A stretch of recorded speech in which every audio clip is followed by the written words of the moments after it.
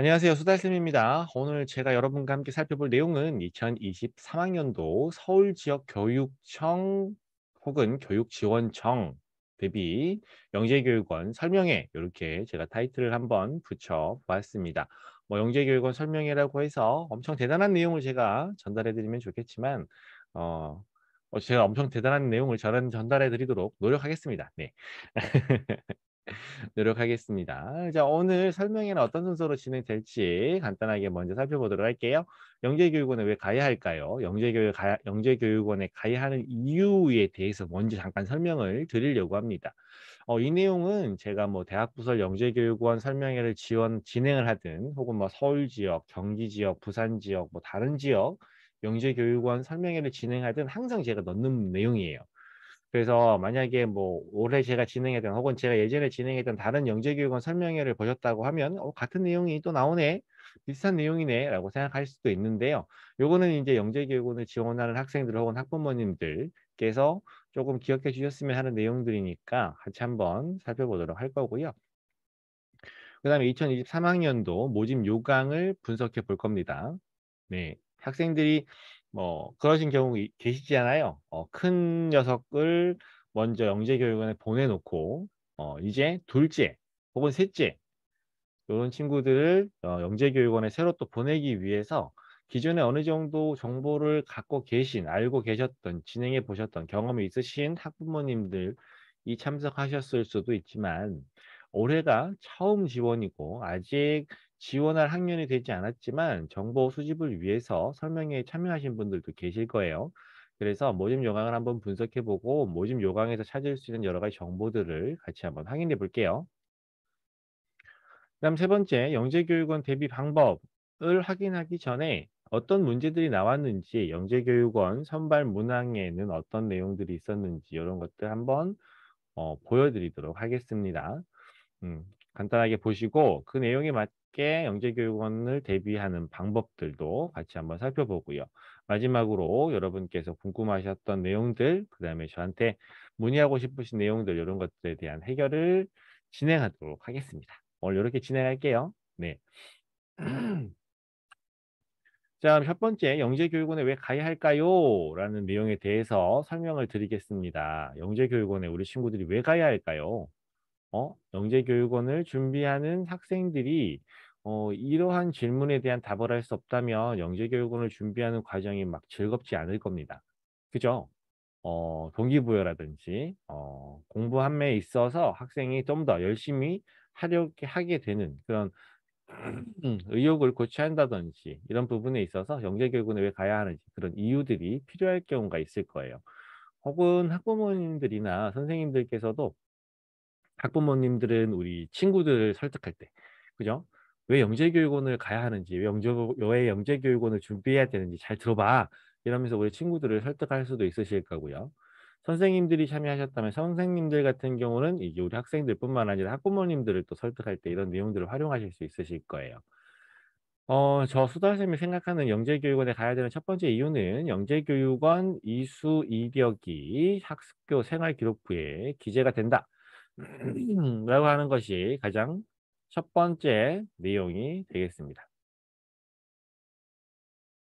자, 이 내용은 무슨 내용인지 뭐 다들 잘 아시죠? 그죠? 생활기록부에 기재가 됩니다. 그래서 어떻게 얘기를 할까요? 확 와닿게 학교 생활기록부의 스펙으로 한 줄 딱 작성이 되죠. 근데 이게 큰 의미는 없는 거 알고 계시죠? 제가 여러 번 말씀드렸지만 생활기록부에 영재교육원을 수료했다라고 하는 내용 자체는 뭐 다음 뭐 특목고를 간다든지 이럴 때 영향을 주지 않습니다. 전혀 반영되는 부분이 아니에요.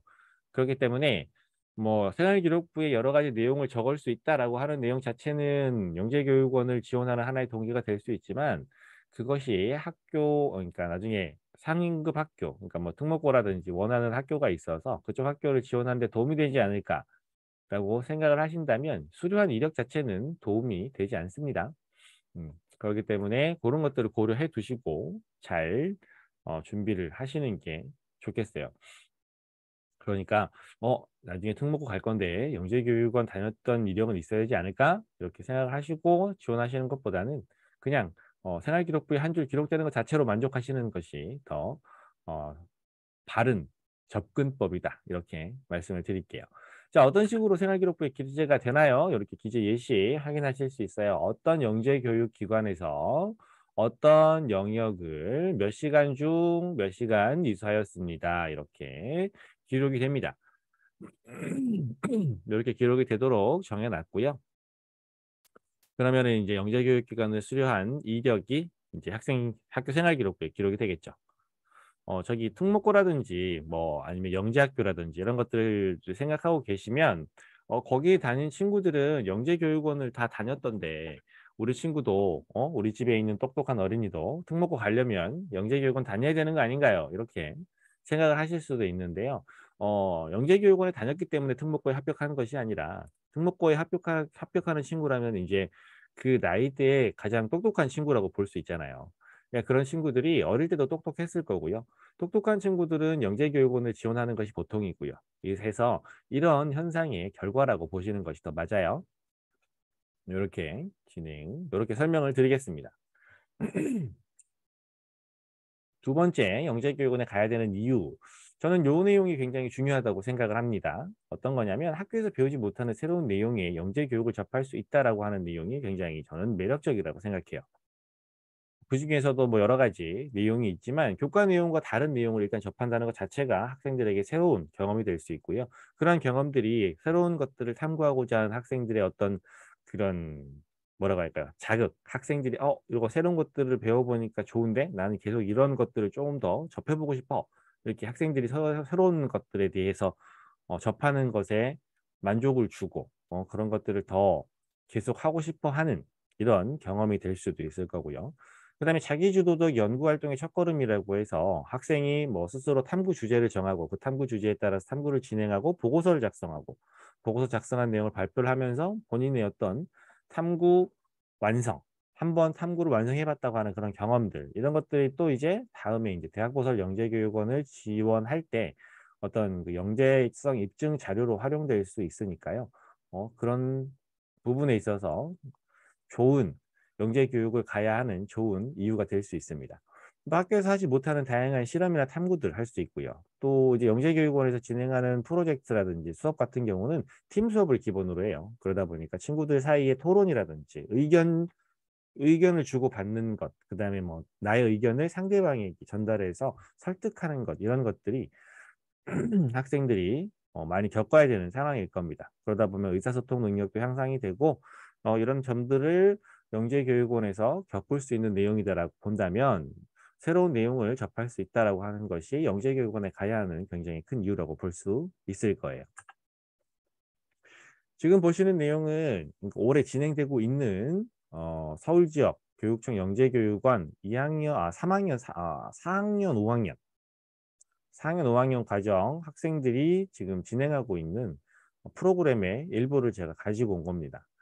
보시면 뭐 개영배의 원리, 비행의 원리, 그다음에 뭐 인공지능, 메비우스 띠, 그다음에 뭐 여러 가지 있죠. 로켓 멀리 날리기, 데이터와 인공지능 뭐 이런 식으로 해서 학교에서 교과서에서 다루지 않는 내용들, 그다음에 뭐 재미있는 내용들, 그죠? 학생들이 관심을 가질 만한 내용들, 또 분야가 다양하죠. 이렇게 다양한 분야에 있는 내용들을 학생들이 접하게 됩니다. 그러다 보니까 뭐 사실은 새로운 것들을 학생들을 접하게 새로운 내용들을 접하게 해 주려면 학교 이외에 그러니까 다른 뭐 학원이라든지 새로운 선생님들을 이제 섭외를 해서 학생들에게 접할 수 있게 이제 어머님들께서 부모님들께서 이제 신경을 써서 이렇게 접할 수 있게 해 주셔야 되는 경우가 대부분인데 이 영재교육원에 다니게 되면 영재교육원에서 그렇게 새로운 내용들을 매주 알아서 이렇게 접할 수 있게 해준다는 좋은 점이 있습니다. 대학부설 영재교육원과 교육청 영재교육원의 차이점에 대해서 혹시 궁금하신 분 계신가요? 대학부설 영재교육원을 지금 지원해서 준비하고 있는 학생들도 있을 겁니다. 그죠? 대학부설 영재교육원이 있고요. 그 다음에 교육청 혹은 뭐 교육지원청 영재교육원이 있습니다. 두 영재교육기관의 차이점, 어떤 차이점이 있는지 혹시 알고 계세요? 어떤 곳이 더 좋다라고 알고 계세요? 대학 부설이 1번, 교육청이 2번. 자, 이렇게 번호를 붙일게요. 어디가 더 좋을까요? 제가 수업 시간에 항상 이런 식으로 학생들한테 물어보거든요.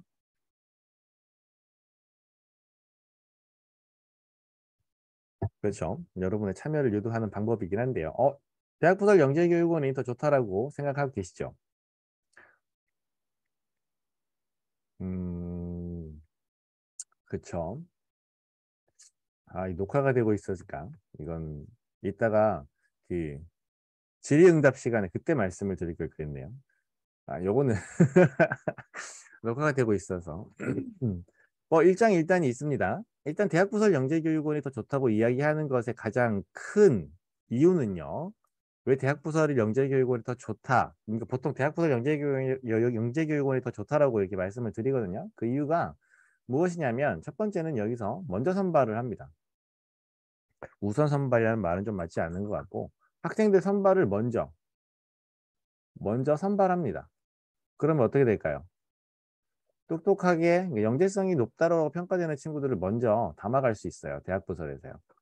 그 대학부설에 떨어진 친구들이 또 이제 교육청 영재교육원을 지원하게 되죠. 일정상 학생들을 선발하는 일정상 이렇게 순서대로 진행이 되다 보니까 대학부설 영재교육원에 입학하는 친구들이 교육청 영재교육원에 입학하는 친구들보다 객관적인 실력이 더 뛰어나다라고 보는 것이 맞아요.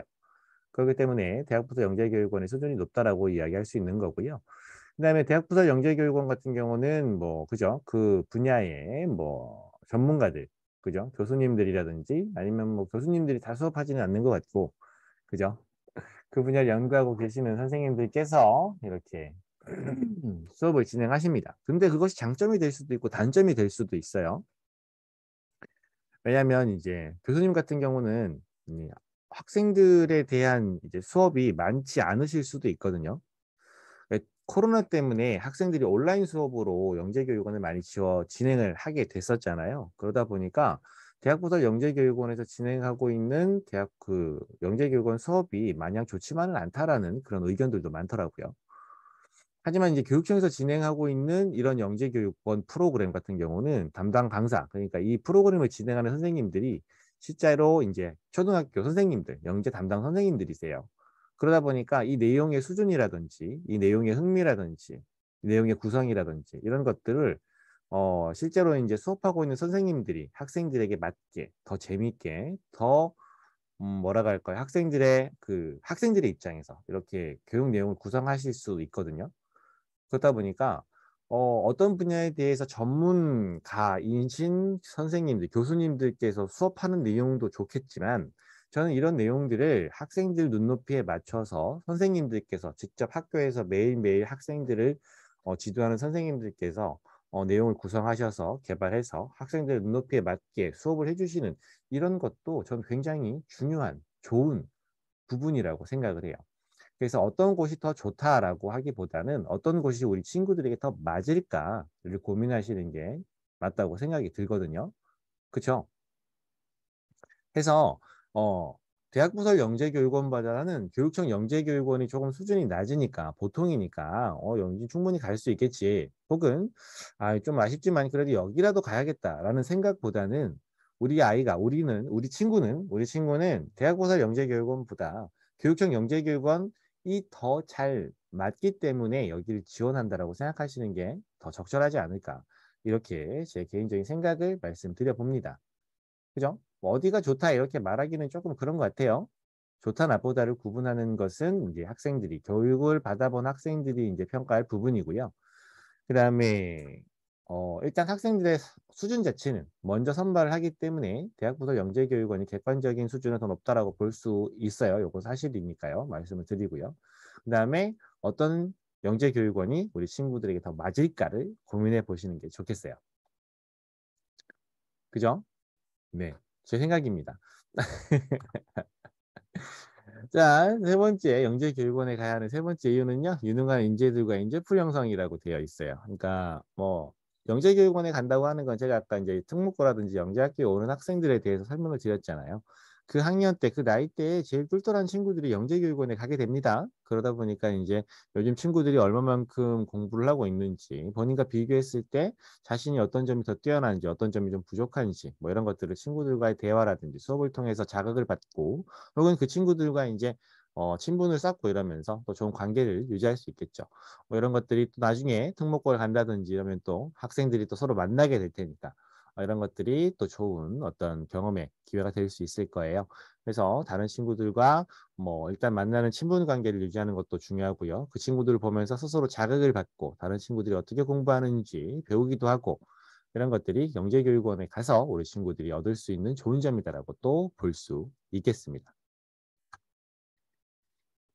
네 번째는 준비 과정을 통한 자기 발전이라고 제가 이렇게 적어 놨는데요. 뭐 영재교육원에 가야 하는 이유 중에 전 이것도 굉장히 중요하다고 봐요.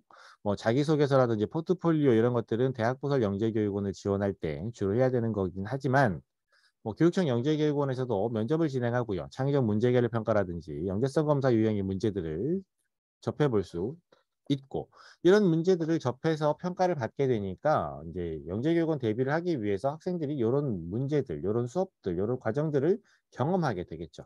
그죠? 이런 내용들은 평소 학교에서 접하는 내용들과 쪼금 다른 내용일 가능성이 높고요. 뭐 실제로 그렇게 다른 내용으로 학생들이 평가가 진행되고 있으니까 이런 내용들을 학생들이 겪어봄으로써 그 자체만으로도 좋은 학생 스스로 발전할 수 있는 그런 계기가 될 거예요. 그죠? 창의성 문제들을 풀어보면 학생들이 다양한 아이디어를 내야 되는 그런 것들 아니면 어떤 현상이나 실험을 보고 그 결과라든지 원인을 예상해 보는 이런 형태의 문제들이 학생들에게 조금 더 많은 생각을 하게 만들고 영재성이나 창의성을 키워주는 유형의 문제라고 볼 수 있거든요. 그런 영재교육원을 준비하면서 그런 문제들을 접해보고 그런 문제들이 학생들의 발전에 도움을 주게 되니까 그 준비하는 과정만으로도 좋은 경험이 될 거라고 생각을 합니다. 또 이제 뭐 대학부설 영재교육원 같은 경우는 뭐 자기소개서 제출하고 포트폴리오, 본인이 얼마나 영재성이 있는지를 또 증명해야 되니까요. 이런 것들을 제출하고요. 그다음에 뭐 영재학교는 시험을 보니까요. 시험을 보고 그다음에 면접을 진행하고 하는 이런 일련의 과정들이 영재교육원을 준비하는 과정들이 특목고 입시 과정과 굉장히 유사합니다. 그래서 이런 과정을 먼저 겪어본 친구와 여러 번 겪어봤어요. 영재교육원을 지원하면서 이런 과정을 여러 번 겪어본 친구와 특목고를 이제 막 지원한 친구와 처음 지원하는 친구, 영재교육원 안 하고 바로 영재교육원, 영재학교나 특목고를 지원한 친구가 이런 과정을 누가 더 익숙하게 잘 헤쳐나갈 것인가 라는 그런 부분들을 생각해 본다면 영재교육원을 준비하는 과정이 나중에 특목고를 지원하는 데 도움이 될 거다라고 볼 수 있을 겁니다. 그래서 이런 것들이 제가 총 4가지 말씀드렸는데요. 영재교육원을 준비해야 되는 이유에 대해서 제가 생각하고 있는 내용을 여러분께 말씀을 드렸어요. 어때요? 좀 동의하시나요? 준비하는 과정 자체도 중요하고요. 뭐 합격하면 그 합격한 자체로도 굉장히 의미가 있습니다. 합격해서 또 학생이 영재교육원을 다니게 된다면 또 여러 가지 장점들이 있다. 그러니까 준비부터 합격해서 이제 영재교육원에 다니게 되는 이 일련의 과정들이 다 학생들의 발전에 영향을 주게 되고 새로운 경험이 될 수 있으니까 이런 것들을 영재교육원에 가야 하는 이유로 제가 정리를 해 보았습니다. 자, 그러면 요것도 한번 살펴보실게요. 어떤 친구가 영재교육원에 가야 하나요? 요거 한번 볼게요. 영재라는 것은 타고나는 것일까요? 요건 3번. 아니면 만들어지는 것일까요? 4번. 여러분의 의견을 채팅창에 한번 올려주세요. 영재란 어떻게 만들어지나요? 어떻게 태어나나요? 어떻게 생기는 걸까요?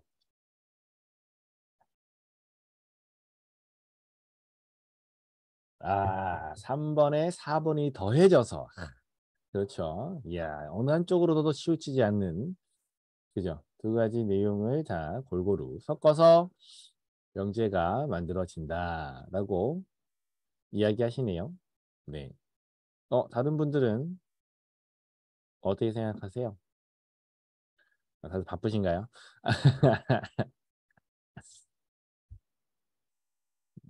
그쵸? 그래요. 만들어지는 것, 타고나는 것. 제가 설명회를 많이 진행을 하고요. 여러분께서 제 설명회를 뭐 들어보신 분들도 계시겠지만 전 항상 영재를 그렇게 표현합니다. 영재란 무엇인가요? 영재는 해태 같은 존재입니다. 이렇게 말씀을 드립니다. 해태요. 해태. 그죠? 영재는 해태 같은 존재예요. 왜 해태냐면 영재라고 많이 들어보긴 하지만 우리 주변에는 없어요.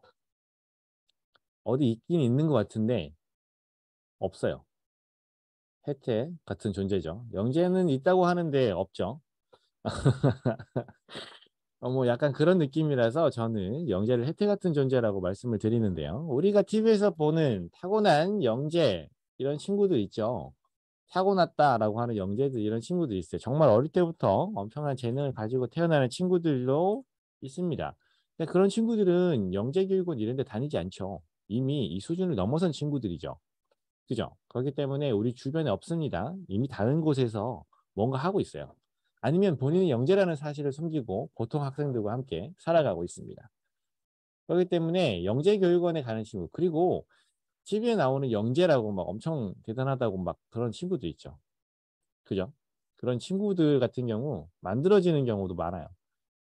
TV에 나오는 여러 친구들 다 저랑 같이 공부했던 친구들이 많이들 나옵니다. 그죠? 예.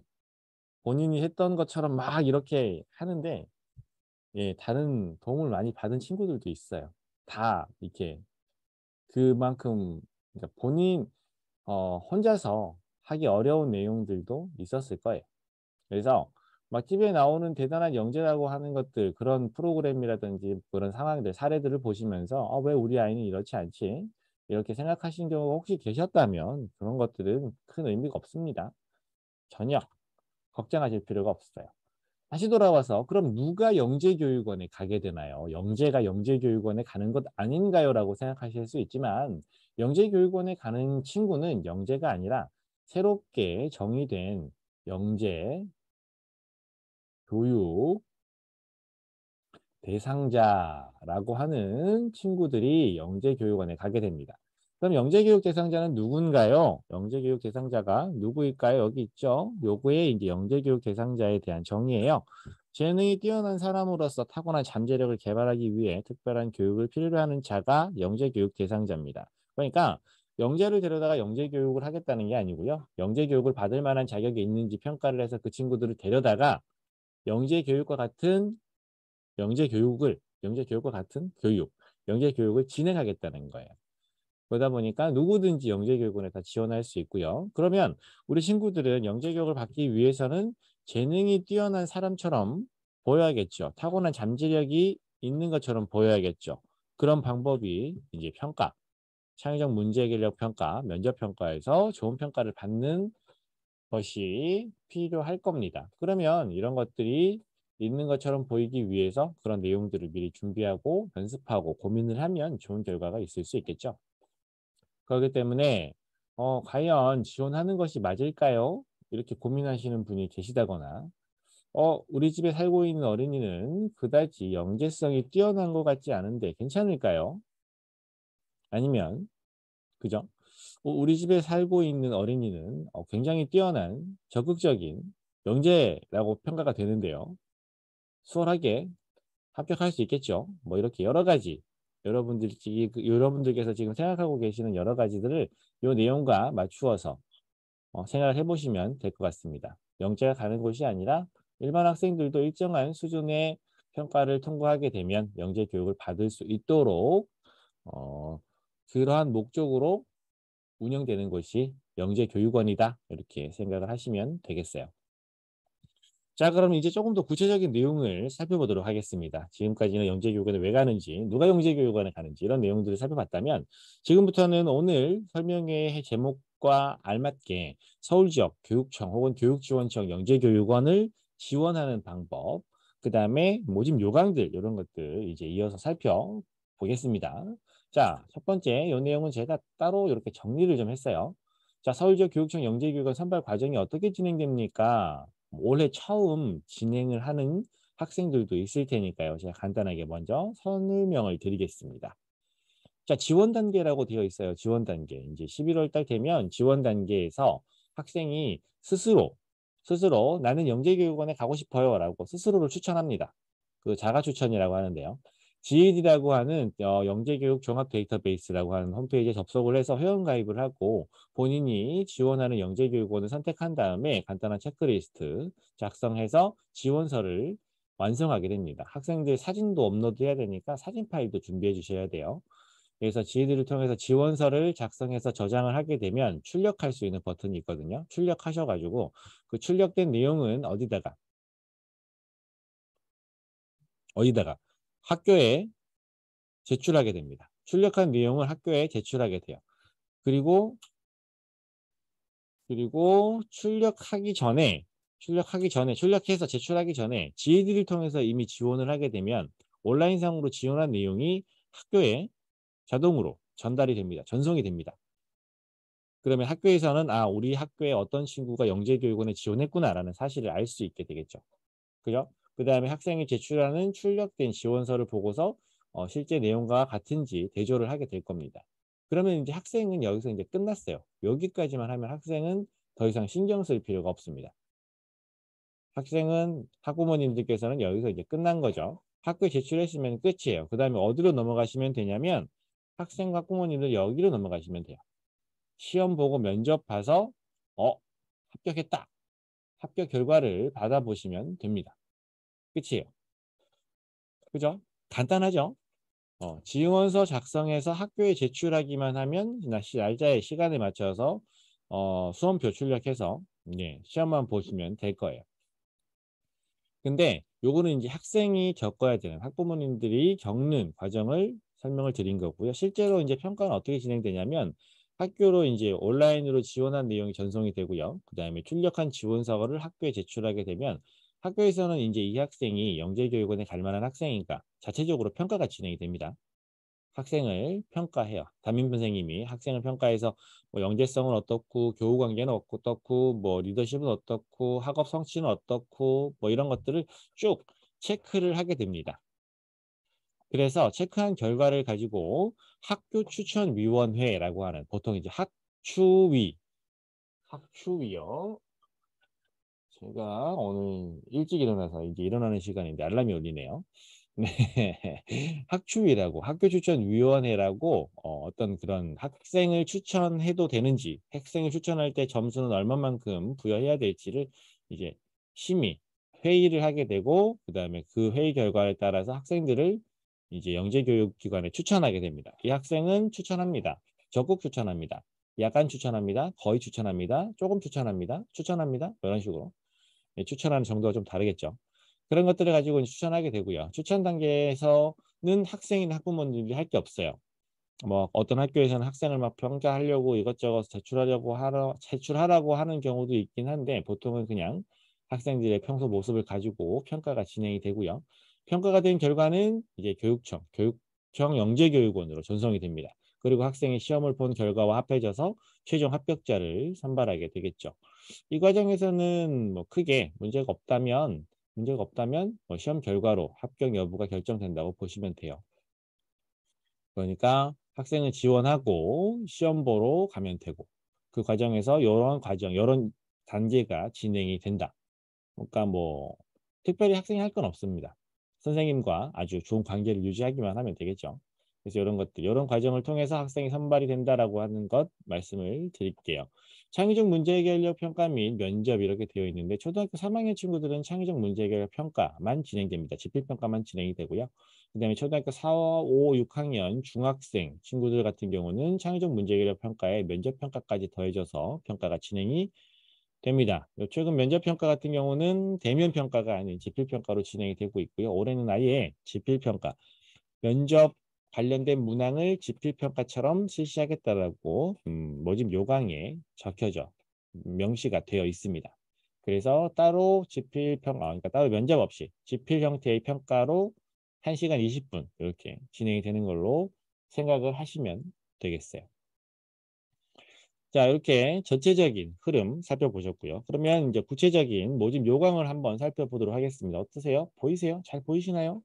제가 큰 화면이긴 하지만 큰 화면, 이 작은 화면일 수도 있겠네요. 여러분이 보시는 화면이 작을 수도 있는데 제가 이제 두 가지 내용을 비교하면서 설명하려고 일단 이렇게 두 곳 강남서초 교육지원청 초등영재교육 대상자 모집 요강과 남부교육지원청 초등영재교육 대상자 모집 요강 이게 두 가지를 같이 한 페이지에 놓고 싶어서 이렇게 구성을 했어요. 강남 서초를 제가 좋아해서 넣은 것도 아니고요. 제가 남부에 살고 있어서 넣은 것도 아니에요. 아무 의미 없습니다.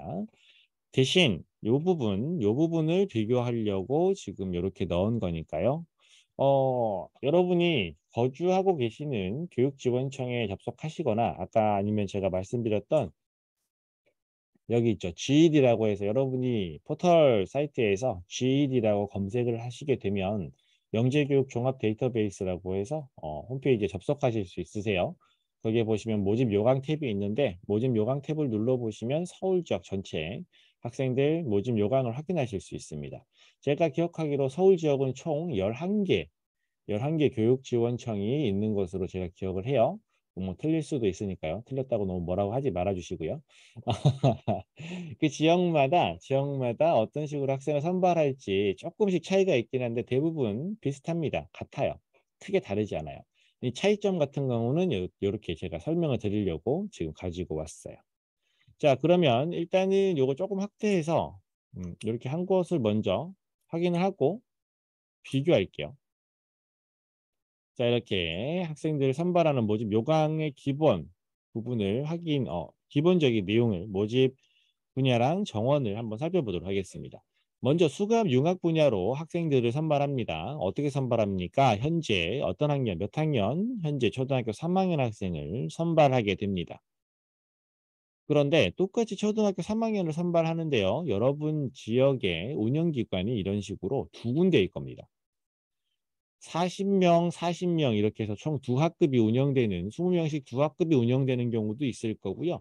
한 학교는 두 학급, 한 학교는 두 개 학급, 한 학교는 한 개의 학급 이렇게 40명, 20명 정원으로 운영되는 것도 있을 거예요. 그러면 얘네들은 어떤 차이가 있냐? 어떤 차이가 있냐? 아무 차이 없습니다. 차이가 없어요. 여러분이 지원 단계, 아까 학생이 스스로 지원을 한다고 했잖아요. 지원할 때 여기 대치초에서 운영하는, 그러니까 대치초라고 하지 말고 A초등학교라고 할게요. A초등학교에서 운영하는 영재교육원을 지원할 것이냐, B초등학교에서 운영하는 영재교육원을 지원할 것이냐 선택하도록 되어 있습니다. 그럼 둘 중에 한 곳을 선택하시면 되는데요. 어떤 운영학교를 선택하셔야 되는지, 요거는 이제 가장 좋은 방법은 집 가까운 곳.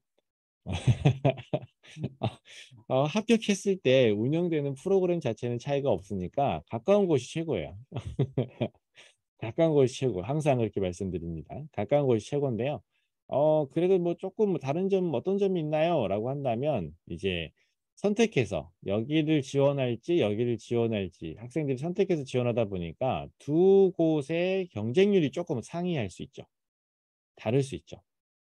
그렇기 때문에 그 경쟁률을 보고 경쟁률이 조금이라도 낮은 쪽으로 내가 지원을 해야 되는데 어떤 쪽이 경쟁률이 낮을 것인가 라고 이렇게 고민하시는 분들 계실 수도 있거든요. 예, 아니 뭐 많이들 계시더라고요. 저한테 매년 물어보세요. 근데 이런 부분은 저보다 여러분이 더 잘 아실 거예요. 첫 번째 제가 드리고 싶은 말씀은 큰 의미 없다. 붙을 친구면 어느 곳을 지원하든 붙을 겁니다. 그렇게 될 거고요.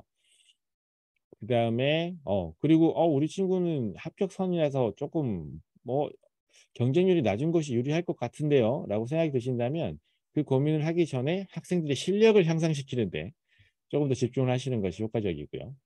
그 다음에 굳이 경쟁률을 따진다고 하시면 아니면은 뭐 그런 것들을 생각하시면 저보다 이 지역에 있으신 어머님들께서 더 잘 아실 거예요. 어떤 학교 주변에 사람들이 더 많이 사는지 어떤 학교 지역의 교육률이 더 높은지 이런 것들을 고려해서 지원하시면 될 겁니다. 가장 좋은 방법은 집 가까운 곳에 지원하시면 돼요. 두 곳 중에 한 곳을 선택해서 지원하셔야 되는데 큰 의미는 없다.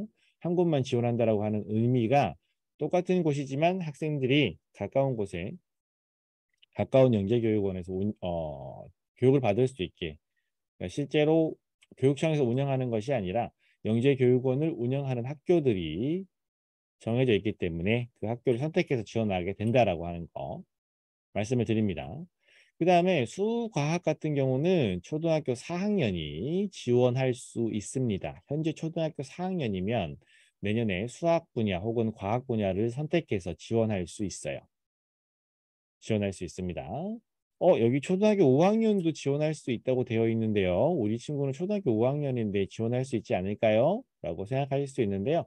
초등학교 5학년 친구는 지난해 영재교육원을 다니고 있던 친구들 중에서 절반을, 그러니까 4학년 때 5학년 될 친구들을 뽑아서 영재교육을 진행해요. 두 학급. 진행을 한 다음에 이 두 학급 중에 한 학급은 탈락시키고 한 학급만 그 다음 학년을 연계해서 이어서 진행하게 됩니다. 그래서 올해 초등학교 5학년이라면 수학, 과학 과정은 지원이 불가능합니다. 지난해, 그러니까 이미 영재교육원을 다니고 있던 친구들이 아니라면 5학년 과정은 지원이, 그러니까 6학년 과정이죠. 현재 5학년 친구들은 지원이 불가능해요. 그러다 보니까 현재 5학년 친구들이 지원할 수 있는 영재교육원, 영재교육 분야 어디죠? 융합정보과정이 있어요. 융합정보과정이 있어요. 융합정보과정은 서울 시내에 총 7개의 학교에서 정원 140명 정원으로 학생들을 선발하거든요. 여기 보시면 다른 곳은 다 별 얘기가 없는데 여기는 서울시 교육청 소속 학생이 지원할 수 있다라고 되어 있습니다. 우리는 지금 강남 서초교육지원청에서 운영하는 영재교육기관에 대해서, 영재교육원에 대해서 보고 있는데 갑자기 서울시 교육청 소속 학생이라고 되어 있죠. 자, 그러면 요거를 조금 키워서, 요거 조금 키워가지고 비교해 놓고 볼게요. 남부교육지원청도 마찬가지예요. 다른 3학년, 4학년 친구들 선발은 모두 같습니다. 근데 발명 과정이 초등학교 4학년, 5학년 학생을 대상으로 진행이 되고요. 발명 과정은 조금 더 학생 정원이 적어요. 서울 시내 두 개의 학급 총 40명 정원으로 학생들 선발하는데 여기 없이 서울시 교육청 소속 학생이라고 되어 있어요. 자, 그러면 여기서 문제입니다. 여기서 문제. 어떤 학생 A라고 하는 학생, 여기 A가 있으니까 그래도 A라고 할게요. A 학생이 있습니다. 이 A 학생은 강남 서초 지역에 살고 있고요. 강남 서초 지역에 있는 학교를 다니고 있어요. 그럼 이 A 학생은 당연히 이 융합정보 과정에 지원할 수 있는 건 당연하겠죠. 그죠? 강남 서초 교육지원청에 모집 요강이 들어 있으니까요. 그러면 요거 한번 볼게요. A 학생은 발명 과정에 지원할 수 있을까요? 없을까요? 지원할 수 있다. 5번. 아니다. 지원할 수 없다. 6번. 문제예요.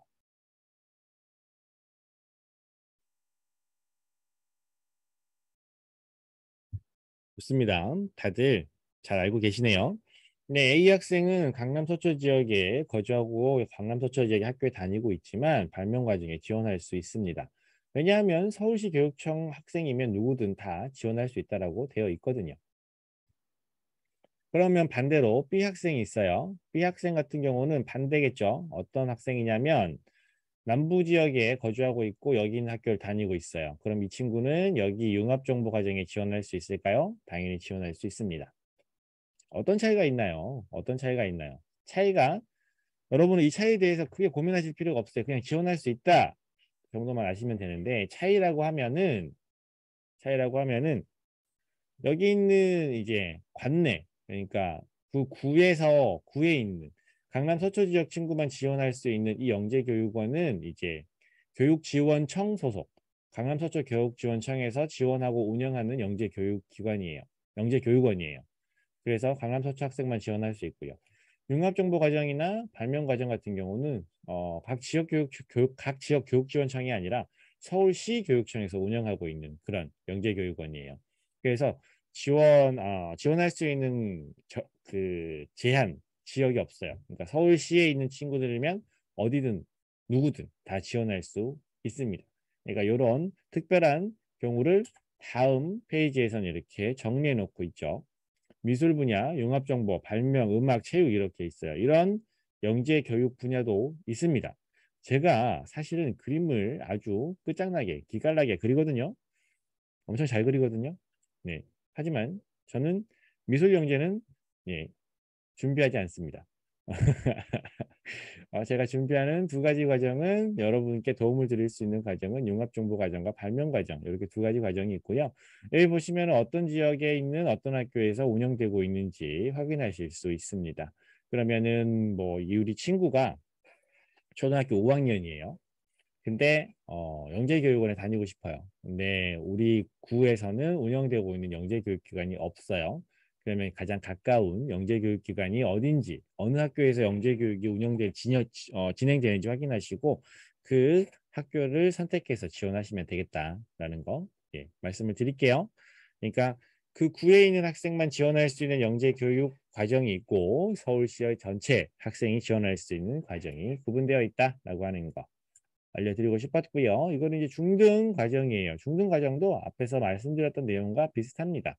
강남 서초 같은 경우는 여기 보면은 요 한 과정, 그러니까 여기 두 학급, 산학급 총 세 학급이 강남에 거주하고 있는 학생들만 지원할 수 있어요. 그렇다는 얘기는 이 영재교육원은 강남교육지원청의 지원을 받는 곳이구나. 거기서 운영하는 영재교육원이구나. 그죠? 그러면 여기서 지금 대명중학교에서 운영되고 있는 초등학교 6학년이 지원할 수 있는 중학교 1학년 수학과정은 서울시 소속 교육청 학생이 다 지원할 수 있으니까 굳이 강남 서초가 아니고 강서 양천에 있는 친구도 여기에 지원을 할 수가 있습니다. 그죠? 이런 식으로 어떻게 운영이 되는지 지원할 수 있는지에 따라서 지원할 수 있는지에 대해서 설명을 드렸고요. 뭐 대부분 가까운 지역에 있는 영재교육원을 다니는 것이 편하겠죠. 그래서 이런 내용들을 확인하시면 됩니다. 조금 더 모집 요강을 살펴보시는데 도움이 되실 거예요.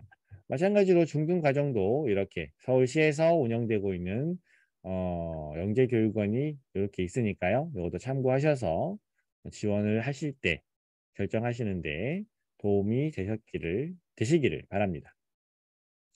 됐죠? 자, 영재교육원 진행하는 영재교육원을 진행하는 이제 과정을 조금 더 구체적으로 이렇게 설명한 내용도 모집 요강에 있어요. 보시면 아시겠지만 제가 이 설명 드리기에 앞서서 제가 따로 정리한 내용에 이런 내용이 있었어요. 지원 단계, 추천 단계, 시험 단계에서 학생들은 여기서 지원한 다음에 바로 일로 가면 된다 이렇게 말씀을 드렸죠. 이 과정은 학생들이 참여할 수 있는 부분이 아니기 때문에 이제 신경 쓰지 않으셔도 됩니다. 보시면 일정 기간 안에 여기 사이트에 접속하셔가지고 지원서 작성해서 출력해서 학교에 제출하시면 끝나요. 전용료를 또 입금하셔야겠네요. 이런 거 하시면 되고요. 마무리가 되고 나면 이제 요 12월 3일 날 진행되는 시험을 준비하시면 됩니다.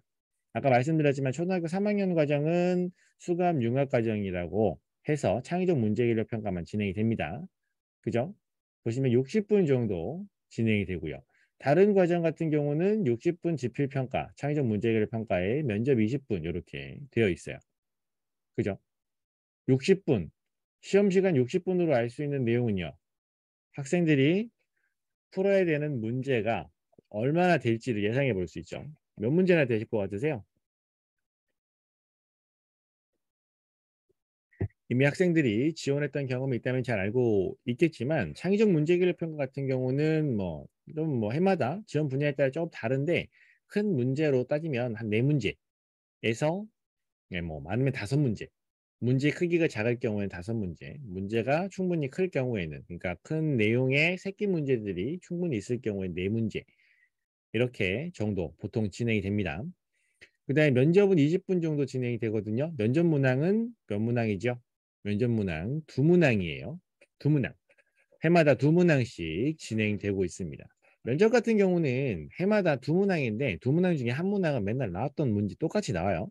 그러니까 떤 내용이 나왔는지 확인하시고 그 문제에 대한 내용을 먼저 조금 준비해 가신다면 시험을 조금 더 수월하게 마무리할 수 있겠죠. 뭐 그런 내용들을 여러분이 알고 계시면 준비하시기 조금 더 수월하실 겁니다. 이렇게 요런 내용들 모집 요강을 꼼꼼히 들여다보시면 뭐 요런 내용들도 아실 수 있으실 거예요. 사실 많은 정보들이 들어 있거든요. 그래서 이런 것들 확인하시면 되고요. 자, 실제로 이제 진행되는 시간의 순서에 따라서 이렇게 정리를 해 두었습니다.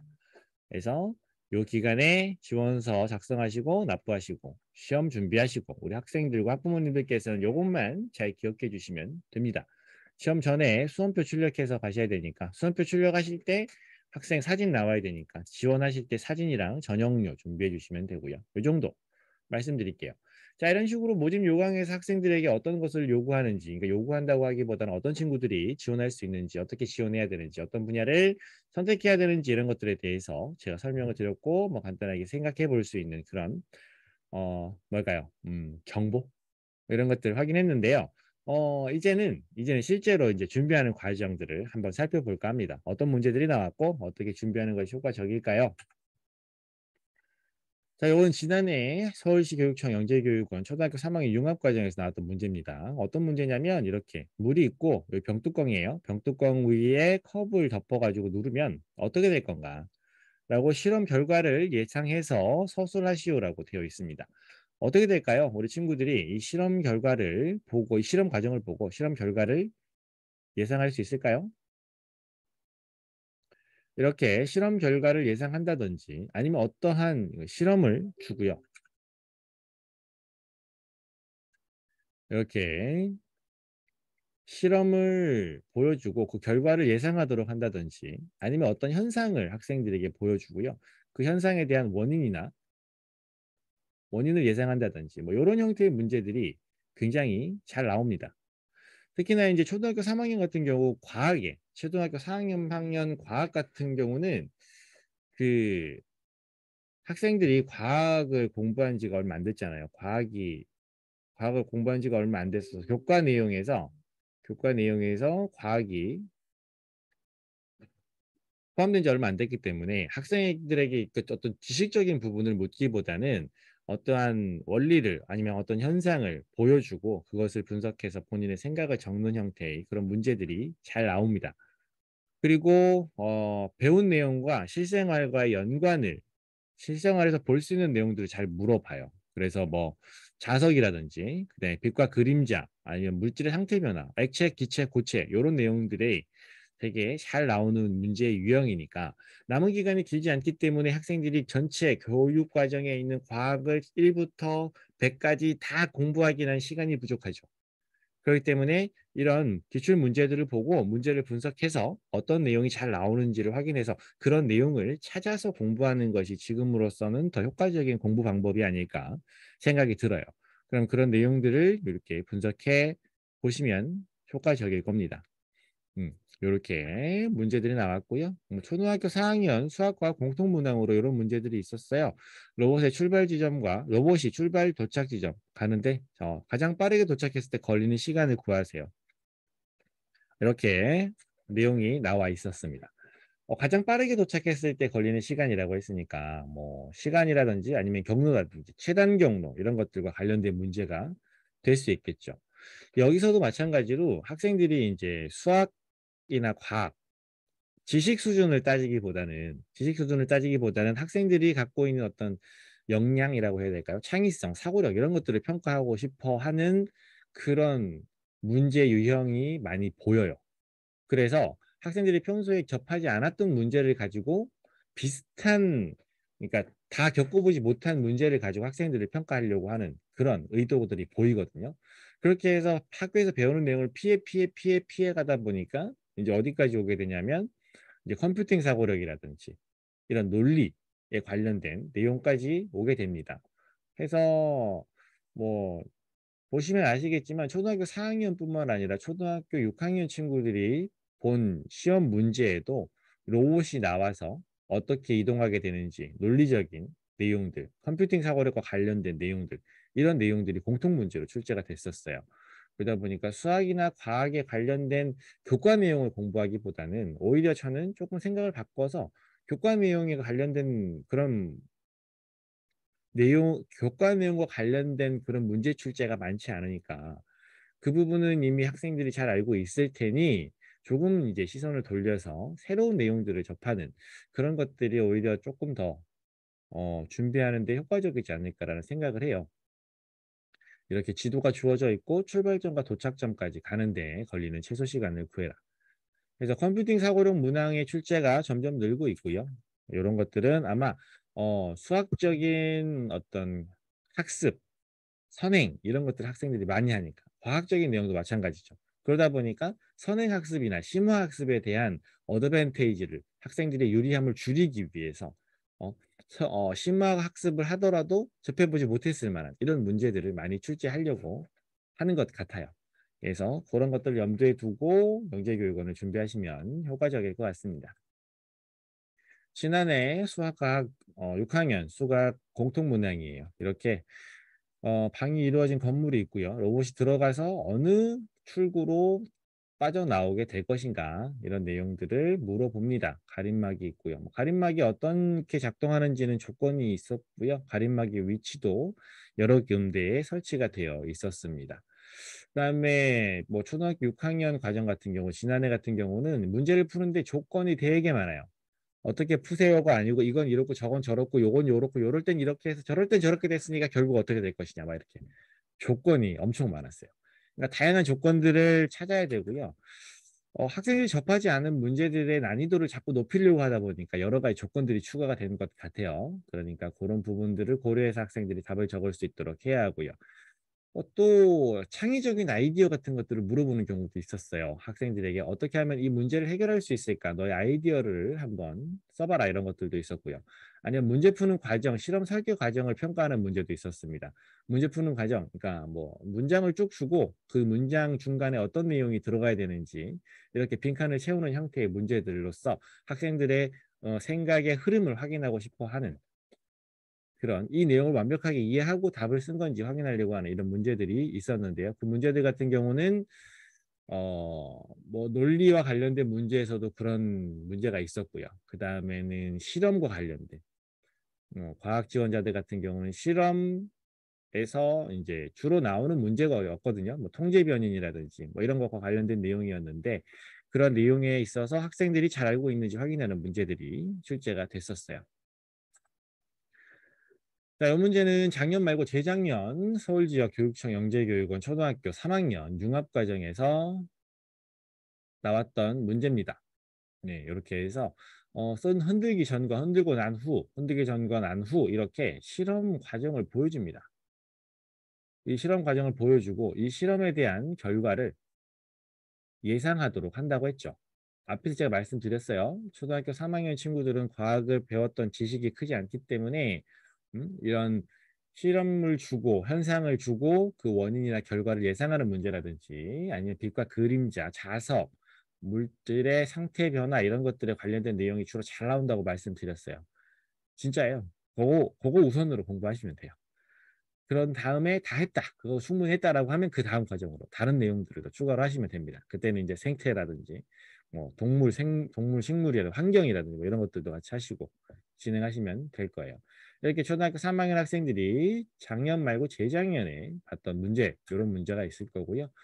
그 학년 그 연도 작년 말고 재작년 초등학교 3학년 말고 요거는 초등학교 4학년 수과학 공통 문제였습니다. 초등학교 4학년 공통 문제.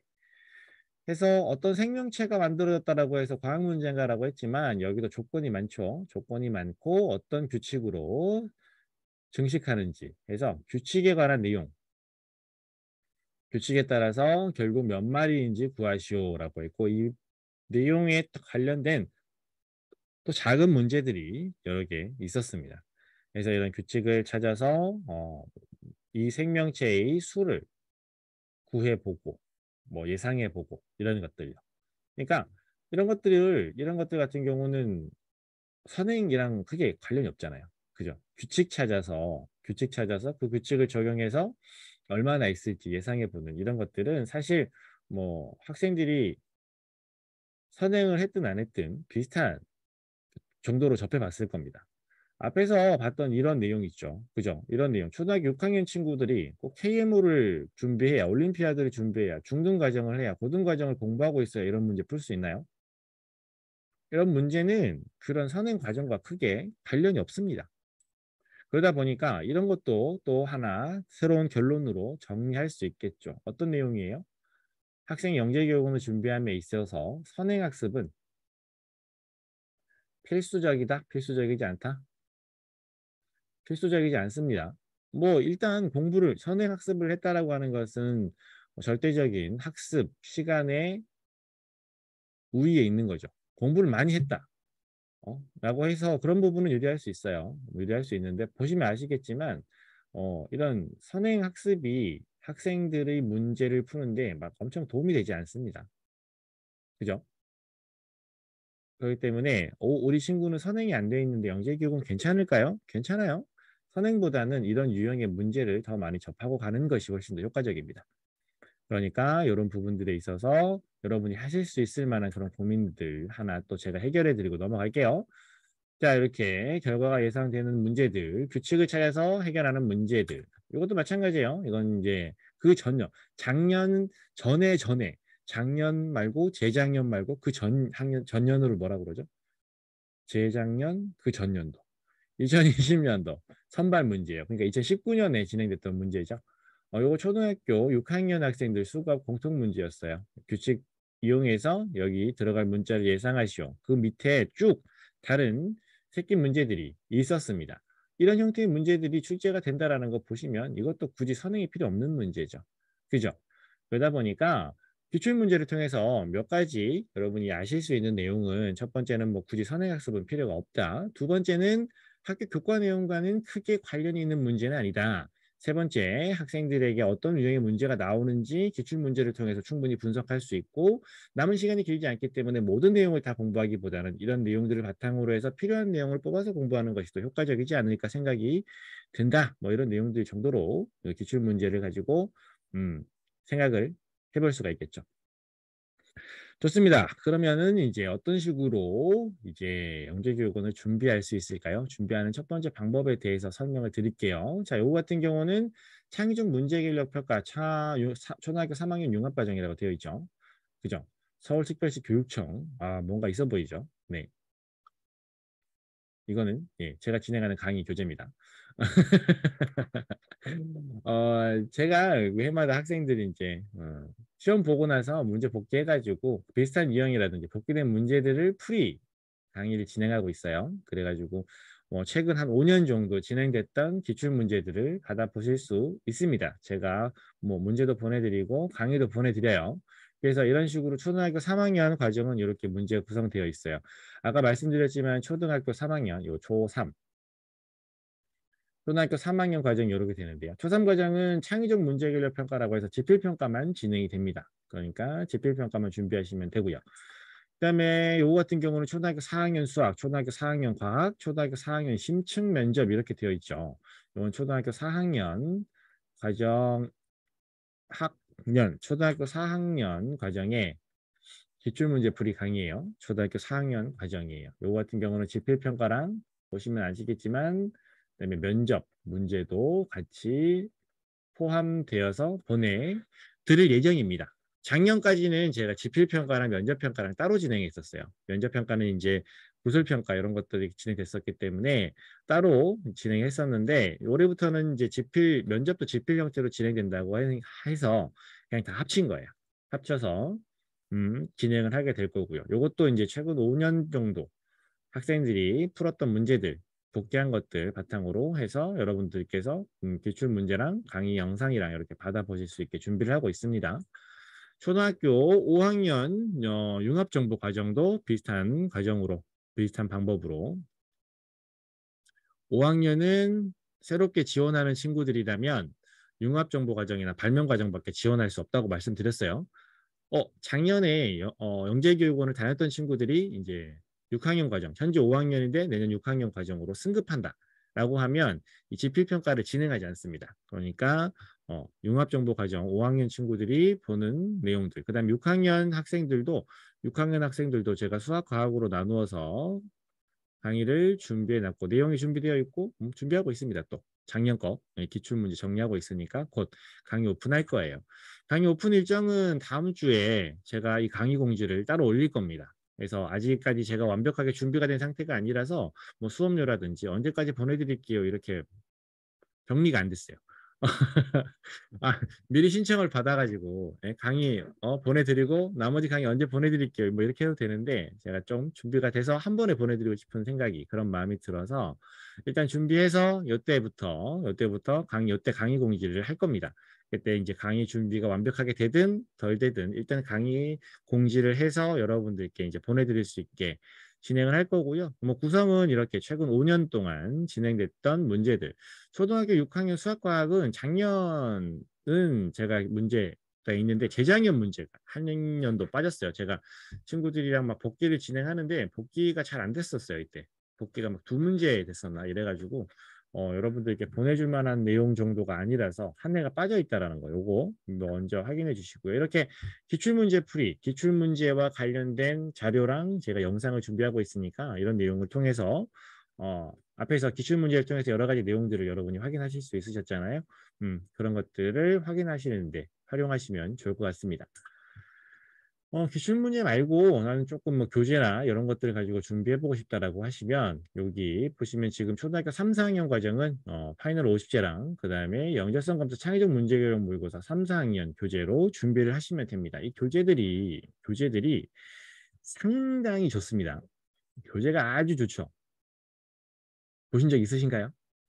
이 교재가 아주 잘 만들어졌어요. 그죠? 수학 50제. 그죠?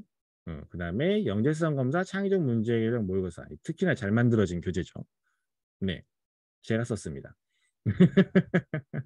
네. 요 한마디 하고 싶어서 네 계속 예 깔았어요.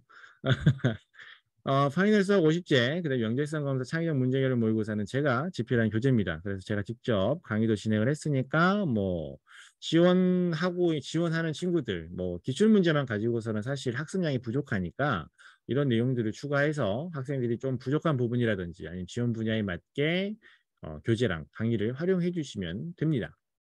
다른 뭐 좋은 교재들도 있지만 요 교재들이 참 좋아요. 예. 계속 강조합니다. 강조하고요.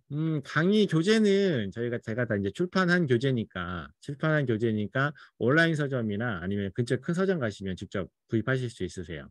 왜냐하면 각 교재별로 강의도 준비되어 있으니까 강의가 필요하신 경우는 뭐 저한테 직접 문의하셔도 되고 어 안쌤 영재교육연구소로 문의하셔도 될 거예요. 음. 그렇게 하시면 뭐 수강하실 수 있습니다.